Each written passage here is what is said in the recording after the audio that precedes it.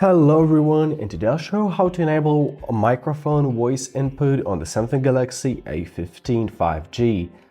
So in order to do that, go to your messages, find your message icon, here it is, simply click on it, and now on the keyboard you can see your voice input icon. However, if you cannot find it, it's not a problem, simply go to your settings. Now scroll down to General Management tab. Here it is. Tap on it as well. Now find Keyboard List and Default.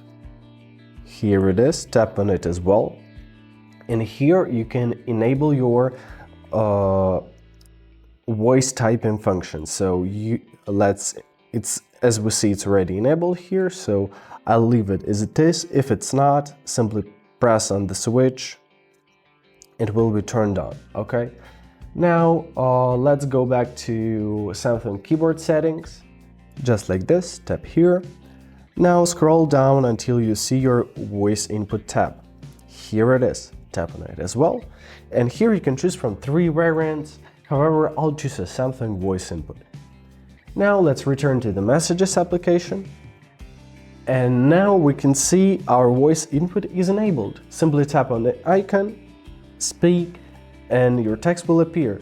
I hope this video was helpful. Thank you so much for watching and have a great day.